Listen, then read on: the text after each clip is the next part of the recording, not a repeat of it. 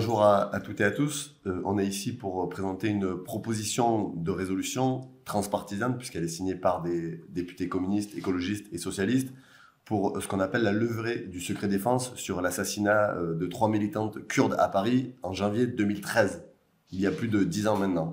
Il s'agit de Sakineh Sanziz, qui était cofondatrice du PKK, Fidan Dogan, qui était présidente du centre d'info kurde à Paris, et Leyla Saylemez, qui était une militante du mouvement de jeunesse kurde.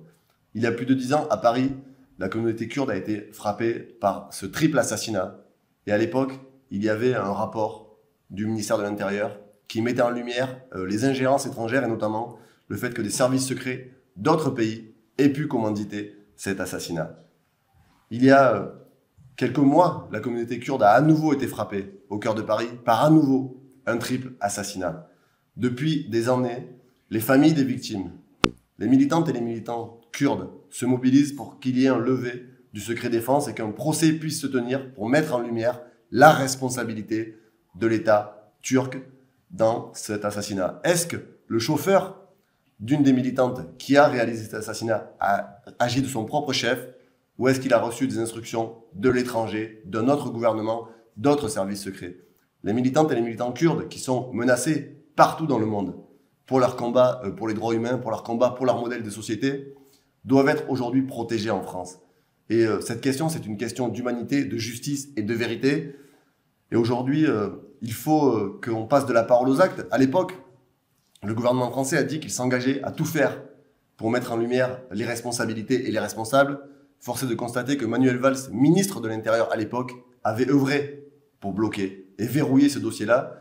Donc nous, on dépose aujourd'hui cette proposition de résolution pour que l'Assemblée nationale, la représentation nationale, les parlementaires puissent se prononcer, exigent véritablement une décision politique pour faire en sorte que cet assassinat, ne reste pas impuni, que la lumière soit faite et que demain, nous puissions éviter et protéger les militantes et les militants kurdes qui sont aujourd'hui présents en France. Et c'est aussi, je le dis, un précédent dangereux. Parce qu'on ne peut pas invoquer la question du secret d'État et la question du secret défense pour ne pas poursuivre des personnes qui auraient commandité depuis l'étranger des assassinats contre des personnes qui sont sur le sol français. C'est une responsabilité politique de l'État français que de lever le secret défense. Et enfin, je termine là-dessus parce que c'est important pour nous, c'est véritablement une demande des familles de la communauté kurde qui nous demandent, nous interpellent quotidiennement pour que la justice soit faite parce que ça fait plus de 10 ans. Cet assassinat, il est dans toutes les mémoires. Il a traumatisé les militantes et les militants kurdes. C'était au cœur de Paris, un triple assassinat au cœur de Paris qui n'a jamais été résolu aujourd'hui. À part la personne qui a réalisé l'assassinat, on ne sait pas qui l'a commandité, quels sont les motifs, quelles sont les ramifications. Et il se peut qu'aujourd'hui, d'autres militants et d'autres militantes kurdes soient en danger à Paris parce qu'il y a des pressions étrangères. Donc nous, on demande une transparence totale, la levée du secret défense pour la mémoire, la justice et la vérité de ces 3 militantes kurdes qui avaient été assassinées en 2013 à Paris. Bonjour à toutes et tous, Nadège Abou-Mogoli, je suis membre de la Commission des Affaires étrangères, mais également vice-présidente en charge des affaires internationales. Cette proposition de résolution a été travaillée, y compris avec la communauté kurde, avec les familles, avec des militants politiques, avec des experts internationaux qui savent que les ingérences étrangères en France et également dans d'autres pays européens, frappent régulièrement le peuple kurde. Ce que je voulais ajouter au propos de Thomas Portes, c'est que cette proposition de résolution s'inscrit dans une demande plus générale de protection plus systématique des associations par l'État français contre des attaques régulièrement attribuables et voire parfois attribuées sans aucun doute à l'extrême droite. Parce qu'en plus de du triple assassinat de janvier 2013, depuis une dizaine d'années, les agressions contre la communauté kurde se multiplient. En décembre 2013, donc avant janvier 2013, donc, tentative de mettre le feu au centre culturel kurde de Mulhouse, dans l'est de la France. En avril 2021, agression à coups de barre de fer à Lyon d'un local associatif du Conseil démocratique kurde en France. 4 personnes ont été blessées. En juin 2021, Intensification encore, lors d'une manifestation à Lyon, des militants kurdes ont été agressés. Et je rappelle que nous ne sommes pas au courant, par ailleurs, de toutes les agressions subies, de toutes les déstabilisations subies par les militants kurdes. En décembre 2022, attentat au centre culturel kurde Ahmed Kaya à Paris, tuant 3 personnes. Donc on a comme ça des agressions systémiques et pour lesquelles la justice finalement n'est pas rendue compte au regard de la question qui se pose. C'est qui sont les commanditaires de ces agressions. En mars 2023, un individu s'est introduit toujours au centre culturel kurde Ahmed Kaya et a profané les portraits des 3 militants kurdes assassinés en décembre 2022. Donc il y a même un acharnement contre les militants politiques. En avril 2024, 3 militants kurdes sont expulsés de France vers la Turquie, où ils ont été immédiatement arrêtés. Et il se trouve que l'obligation de quitter le territoire français a été cassée par le tribunal administratif. Donc on peut considérer à cette étape que les militants kurdes ne sont pas protégés, qu'ils sont même parfois expulsés au péril de leur vie. En décembre 2024, lors d'un rassemblement à Mulhouse encore, des nationalistes turcs ont perturbé la manifestation. Et évidemment, plus récemment, en février 2025, une trentaine de militants d'extrême droite ont attaqué l'organisation Young Struggle dans le 10e arrondissement, avec également des coups de couteau. Un militant a été blessé, également un militant, un syndicaliste de la CGT. Donc ces attaques, elles constituent, on le répète, des souffrances répétées, récurrentes pour un peuple qui déjà a beaucoup souffert, qui aujourd'hui, avec les évolutions géopolitiques en Turquie et en Syrie, est également inquiet de l'avenir, puisque le PKK s'est autodissous. Mais quelles sont les suites aussi pour les militants? Je pense qu'ils sont probablement aussi à la merci d'agressions extérieures. Ils sont persécutés dans leur pays d'origine. Ils cherchent refuge en France et il est de notre devoir de les protéger. Et nous pensons que cette proposition de résolution, dans la mesure où elle fera la lumière sur qui a fait quoi et pour quel objectif, contribuera à protéger davantage les militants kurdes ici, les militants, mais aussi leurs familles et toutes celles et ceux qui les soutiennent. En tout cas, nous, on se réjouit que ce texte ait été signé plus largement que notre groupe parlementaire et nous comptons également sur le fait que d'autres groupes parlementaires puissent également participer à cette initiative. Après tout, la levée du secret défense concerne tout le monde et c'est évidemment un élément important pour que justice soit faite, quelles que soient les personnes qui sont visées. Je vous remercie.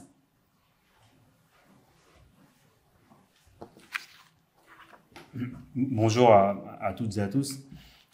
Fait important, il faut savoir que le peuple kurde, c'est 48 millions d'habitants. C'est le seul peuple qui est apatride, qui n'a pas de pays. Ils sont répartis entre la Turquie, l'Irak, l'Iran et la Syrie. Merci Thomas.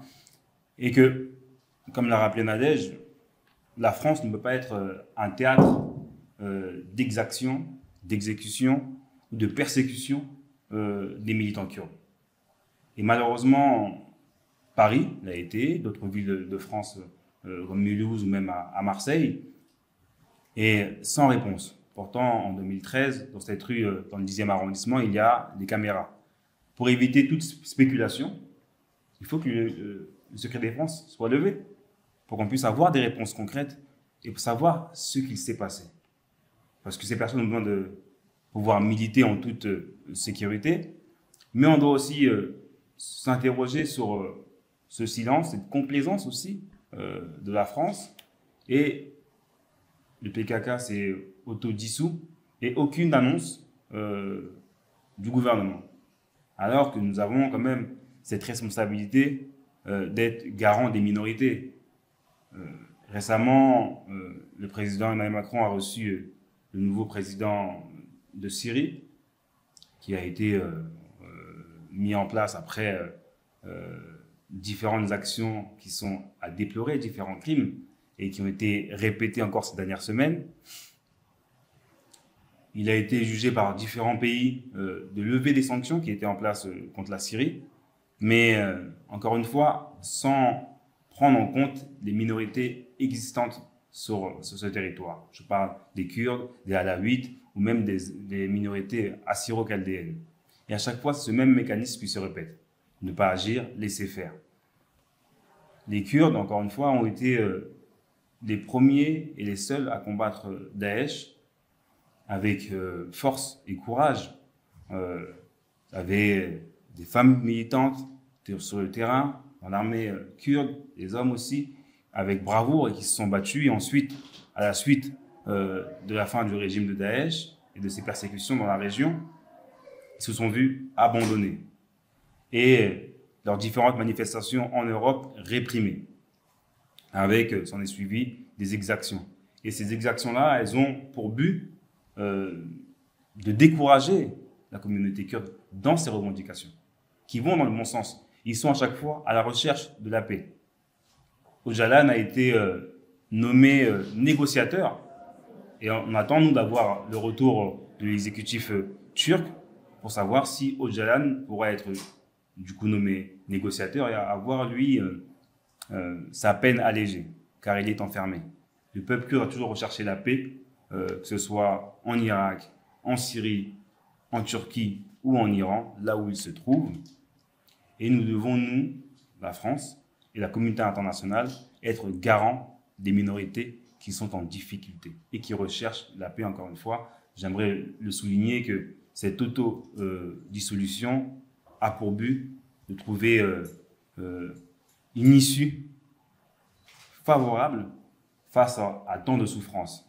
Apo Öcalan a été enfermé depuis de nombreuses années et les militants du PKK ont cherché cette issue pour avoir un appel au calme et apaiser les tensions en Turquie. Et j'espère que cette main tendue par le PKK sera bien reçue par l'exécutif turc, mais je n'ai que très peu d'espoir, parce qu'on l'a vu avec l'arrestation du maire d'Istanbul, que les faits politiques sont un peu complexes en Turquie, si ce n'est que ça à dire, et qu'il peut y avoir, nous, après, ensuite en France, des répercussions sur différents territoires. Moi, dans ma circonscription, j'ai une forte communauté kurde, une forte communauté turque, qui veulent vivre en paix. Et quoi de mieux pour vivre en paix, c'est de pouvoir avoir la justice et d'avoir la clarté, donc le lever de ce secret de défense. Voilà.